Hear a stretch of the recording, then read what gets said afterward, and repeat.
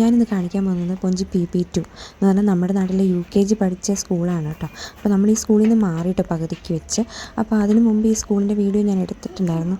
ആ വീഡിയോ ആണ് കേട്ടോ ഇത്. പോവാണോ? അതെന്താ? ഇങ്ങോട്ട് നോക്കിക്കേ.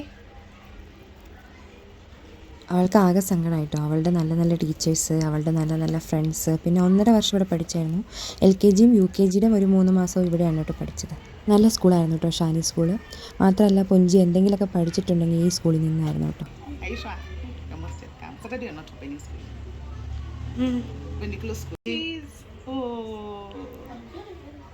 പൊഞ്ചിയുടെ ക്ലാസ് ടീച്ചറിനെ കണ്ട് ബൈ ഒക്കെ പറഞ്ഞു. ഇനി പൊഞ്ചിയുടെ ഒരു ക്ലോസ് ഫ്രണ്ട് ഉണ്ട്, സീറ്റ എന്നാണ് പേര്. അപ്പോൾ അതിനെ കണ്ട് ബൈ പറയാൻ പോവാം കേട്ടോ. ഈ ഓരോ ക്ലാസ്സിലും പൊഞ്ചി പഠിച്ചതാണ് കേട്ടോ.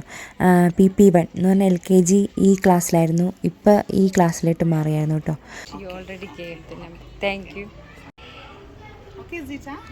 പൊഞ്ചി ഇവിടെ പഠിച്ചുകൊണ്ടിരുന്ന കുറേ പുസ്തകങ്ങളും ബുക്കുകളൊക്കെ നമുക്ക് തന്നു വിട്ടു കേട്ടോ അവർ. അതിൻ്റെ ഒന്നും ആവശ്യം ഇനി അവർക്കില്ലല്ലോ, അപ്പോൾ നമ്മളെ തന്നു വിട്ടു.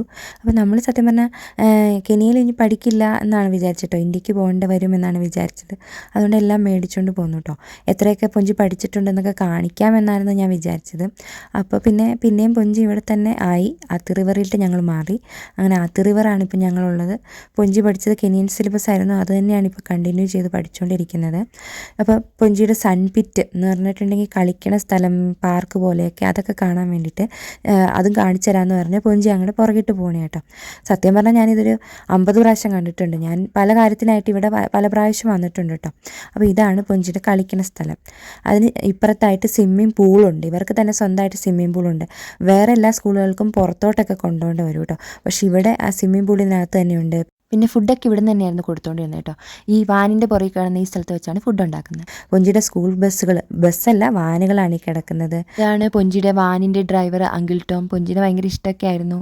പിന്നെ അപ്പോൾ പൊഞ്ചി പറയായിരുന്നു ഈ സ്വിമ്മിംഗ് പൂളിൻ്റെ അവിടെ തന്നെ കുളിക്കണ ബാത്റൂം ഉണ്ട്, അവിടെ കുളിപ്പിച്ചിട്ടാണ് സ്വിമ്മിങ് കഴിഞ്ഞിട്ട് വിടണേന്നൊക്കെ പൊഞ്ചി പറയുകയാണ്. നല്ല സ്കൂളായിരുന്നു കേട്ടോ.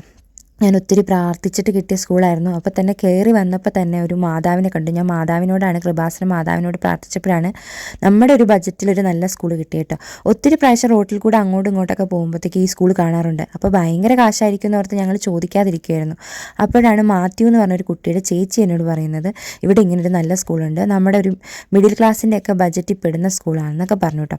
അങ്ങനെയാണ് ഈ സ്കൂളിൽ വന്നത്. മാതാവിനെ പ്രാർത്ഥിച്ചിട്ട് കിട്ടിയത് കൊണ്ട് തന്നെ കയറി വന്നപ്പോൾ തന്നെ മാതാവിനെ കണ്ടപ്പോൾ എനിക്കത് ഭയങ്കര അത്ഭുതമൊക്കെ ആയിട്ട് തോന്നിയായിരുന്നു കേട്ടോ. അപ്പോൾ എന്തായാലും സാക്ഷ്യം പറയുമ്പോൾ നിങ്ങൾക്ക് എല്ലാവർക്കും അതൊക്കെ കേൾക്കാം. ഒത്തിരി വിഷമത്തോടെ ആ സ്കൂളിൻ്റെ പടി ഇറങ്ങുകയാണ് കേട്ടോ. ഇടയ്ക്കെങ്കിലുമൊക്കെ അവിടെ പോകണമെന്ന് ആഗ്രഹമുണ്ട്. കാരണം ആ ടീച്ചർമാരൊക്കെ എന്നോട് നല്ല സ്നേഹത്തിലും പൊഞ്ചിയോടും നല്ല സ്നേഹത്തിലായിരുന്നു കേട്ടോ. പൊഞ്ചി ലെഫ്റ്റ് ഹാൻഡ് ആയിരുന്നു, അതുകൊണ്ട് പൊഞ്ചിക്ക് എഴുതാൻ ഭയങ്കര പാടായിരുന്നു കേട്ടോ.